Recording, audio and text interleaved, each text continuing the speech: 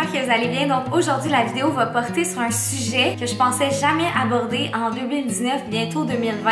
Puis je me dis, si moi j'ai une plateforme pour en parler, ça va peut-être rendre des gens conscients de ce problème-là dans la société. Comme je sais qu'il y a des choses bien plus graves que ça, puis moins graves que ça, mais présentement dans ma vie, c'est quelque chose qui me chicote, que je dois exprimer à l'univers, à ma communauté. Puis par le fait même, si vous êtes une personne qui fait du skinny shaming, peut-être que vous allez comme découvrir des choses sur le sujet. Donc pour commencer, je veux dire, je suis vraiment contente de faire une vidéo comme ça. Ça faisait vraiment longtemps que je m'étais pas juste assise pour faire une petite vidéo relax avec ma petite boisson. Aujourd'hui, c'est du thé. D'habitude, c'est un kombucha, mais là, je me suis mis au thé parce qu'il commence à faire froid. Même chose ici avec la petite tuque qui réchauffe. C'est aussi la compagnie Rise, mon crop top, qui est le Breed Crop Top, qui est magnifique.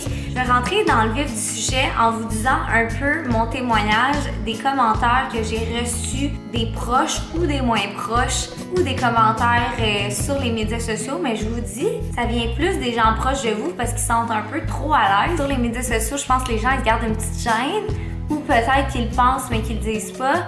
Mais peu importe, ça me fait capoter quand même. Comme pour démystifier un peu c'est quoi le skinny shaming, c'est un genre de commentaire ou une réflexion négative pour un peu comme dénigrer la personne par rapport à son apparence corporelle. Donc le body shaming en général, de dire quelque chose par rapport à l'apparence de quelqu'un, le fat shaming, le skinny shaming, c'est les commentaires par rapport aux personnes minces. Fait que là, tu sais, c'est pas la fin du monde, là. Je vais pas genre brailler demain dans mon lit, les gens me skinny shame, parce que je suis aussi au courant du teen privilege, un autre concept de ce beau monde-là du body shaming et tout ça, comme quoi les personnes minces seraient privilégiées dans la vie. Selon certaines personnes, moi personnellement, je vais pas privilégier les personnes minces aux personnes qui ont un surplus de poids. Genre pour moi, un humain, c'est un humain. Jamais discriminer quelqu'un de gros par rapport à quelqu'un de mince ou avantager quelqu'un de mince par rapport à quelqu'un de gros. Pour vrai, ça n'a aucun rapport. Puis en passant le mot gros, je pense qu'il faut pas avoir peur de dire ça. Mais je veux juste aujourd'hui parler de skinny shaming, de moi, ce que j'ai vécu, de comment je veux vous transmettre ça pour que vous ayez une expérience plus positive, que vous évitiez de faire des commentaires comme ça, ou que principalement vous changez votre façon de penser par rapport aux personnes qui sont minces ou même par rapport aux personnes qui sont maigres. Donc on va commencer par les petits commentaires que j'ai reçus de mes proches. Je les ai notés parce que pour vrai, il y en a quand même beaucoup, fait que je veux pas en oublier un. Donc la joke du menu d'enfant, pourtant je mange toujours des choses du menu d'adulte, principalement une entrée, un repas, un dessert, parce que je suis gourmande et j'aime beaucoup manger. Mais la genre de joke comme hey, toi, t'es tout petite, tu vas-tu prendre le menu d'enfant? Pour vrai, je suis pas capable, je suis comme... Même si c'est une joke, il y a comme une pente là-dedans qui est un peu genre dénigrante. Je veux pas stopper les gens dans leur humour, mais je pense que c'est pas nécessairement l'humour le plus drôle. Un autre commentaire que j'ai reçu, c'est même pas une joke. Oh mon Dieu, tu vas t'envoler. Comme quoi, genre une personne de plus petite corpulence pourrait s'envoler au vent, qui fait aucun sens pour vrai parce que, je sais pas, là, on a quand même la gravité, là. Le vent, c'est jamais assez fort pour faire voler une personne à moins d'avoir une tornade. Fait que ça aussi, ça passe pas. Je suis comme, tu vas t'envoler, ok, haha, c'est pas très drôle. C'est comme une petite blague, mais je trouve que ça fait pas avancer l'humanité. Mettons que je fais un commentaire comme quoi j'ai froid ou que, tu sais, il fait juste froid dehors, mais quelqu'un va me dire fait que ça, c'est vraiment un autre commentaire que je suis pas capable. Je veux pas engraisser ou prendre du gras pour avoir moins froid dans des conditions où tout le monde a froid de toute façon. Peut-être qu'une personne qui a plus de corpulence va avoir plus chaud, mais je pense pas que ce serait le but de prendre du poids. Je suis qui je suis, puis c'est pas pour avoir plus froid, plus chaud que je prendrais du poids, là. On continue avec les genres de claims de santé, de choix alimentaires, tout ça. Mettons, moi, vu que je suis végétarienne, les gens pensent que mes choix alimentaires m'ont créé la coquille extérieure que j'ai présentement, mon apparence. Mange donc un peu de viande, ça te ferait du bien. Un petit peu de beurre, ça t'engraisserait. Tu sais, genre des genres de commentaires, de choix alimentaires sont vraiment désobligeants, puis pourtant, tu sais, comme je pense que quelqu'un qui peut être vegan peut avoir un surplus de poids, comme une personne végane peut être en sous-poids, ça n'a vraiment pas rapport. Un autre affaire, c'est comme de sous-entendre des troubles alimentaires. Je pense que quand c'est vraiment réel, que la personne a des troubles alimentaires, tu peux avoir des concerns et vraiment, genre, poser des questions, essayer d'en apprendre plus, aider la personne. Mais là, dans un certain contexte, la personne, elle n'a pas de troubles alimentaires, puis tu fais comme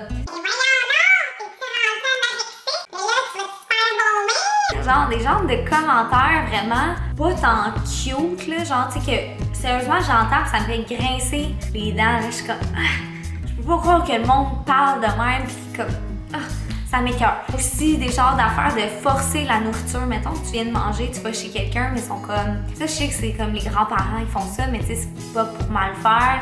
Je mets ça en exemple. Tu vas chez quelqu'un, tu viens de manger, t'as même pas faim, ils sont comme... Là, mange un peu, là, t'es maigre. Hey, ça te ferait du bien de manger, là. Mangeons du sucre à la crème, mangeons ça. Tu sais, même aux fêtes, là, je trouve que c'est vraiment intense quand t'as plus faim. Comme tu prends un dessert comme pour faire plaisir, mais en même temps, c'est super succulent, puis c'est gourmand, les fêtes, c'est super. Mais après, c'est genre l'espèce de call, tu fais proposer autre chose ou tu te fais proposer de l'alcool, puis moi, personnellement, je bois pas beaucoup. Oh, c'est pas grave, toi, tu peux même prendre un 5 livres, un 10 livres, ça paraîtra même pas. Pourquoi c'est à toi de juger si j'ai faim ou pas?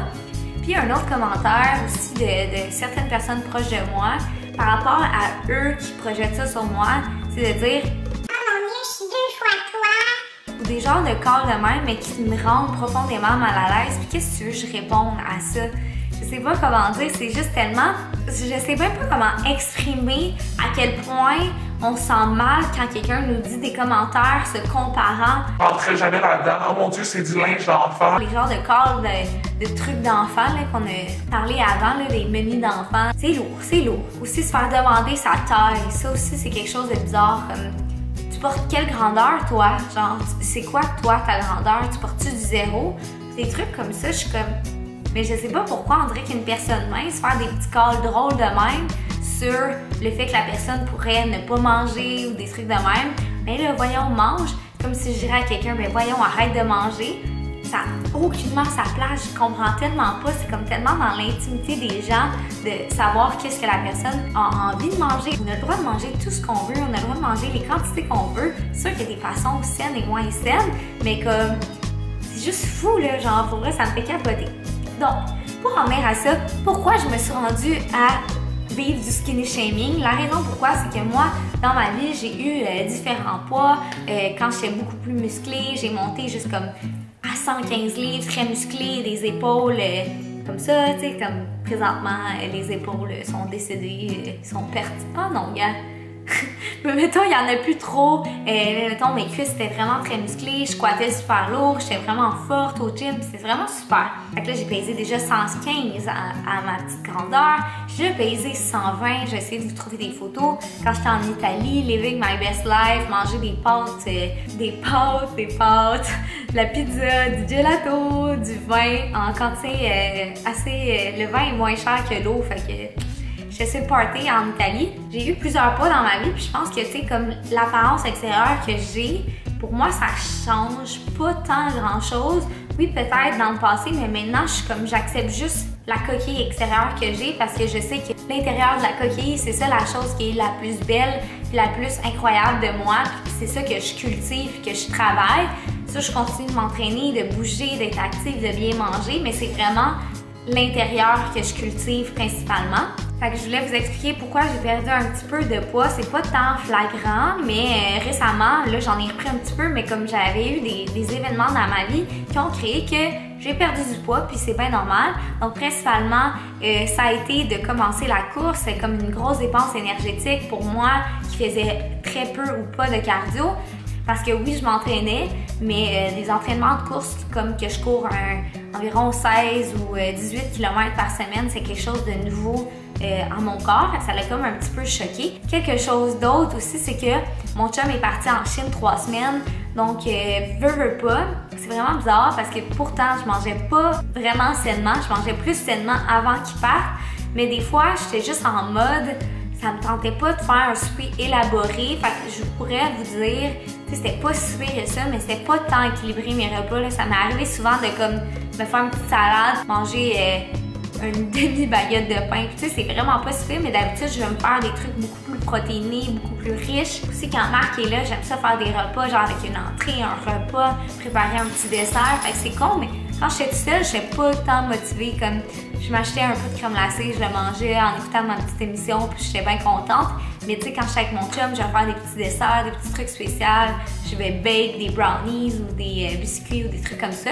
Aussi, c'est que j'ai vécu beaucoup de stress, mais c'est comme du stress super positif, mais ça faisait en sorte que j'ai l'impression que mon corps il était comme activé fois 1000, je dormais moins aussi. Je pourrais pas vraiment expliquer le pourquoi de quand je dors moins, quand je suis plus stressée, mais j'ai l'impression que mon corps, mon cerveau, mon entité aussi est plus active parce que le stress utilise mon énergie, fait que je brûle plus de calories, je brûle plus d'énergie en étant stressée. Puis c'était vraiment un stress positif pour l'événement Road to Rise qu'on a organisé, mais si tu veux pas, on est deux, moi et Claudia Jade, puis on fait tout seul. Oui, on a de l'aide des gens, mais c'est vraiment nous qui tient les rênes et qui travaillent fort. C'est rock'n'roll, fait que autant que j'aime ça, organiser les événements Road to Rise, c'est beaucoup de travail, plus ma charge de travail que j'avais quand Marc est parti en Chine.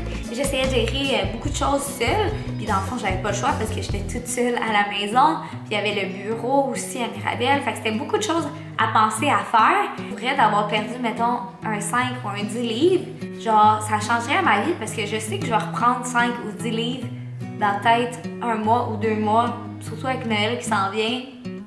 C'est tellement bon. Le grand-père à Marc fait tellement bien à manger.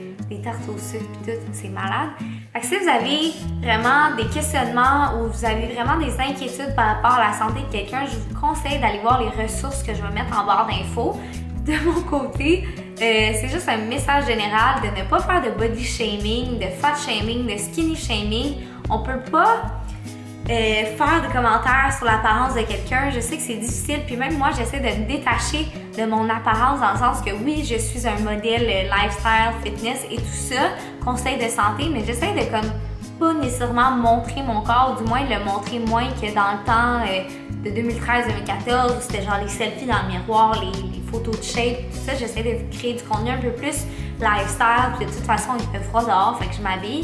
Je pense que quand quelqu'un a une perte de poids aussi, il faut pas acclamer ça. Faut pas dire « Oh wow, félicitations, t'as perdu full de poids » parce qu'on sait jamais qu'est-ce qui se cache derrière ça.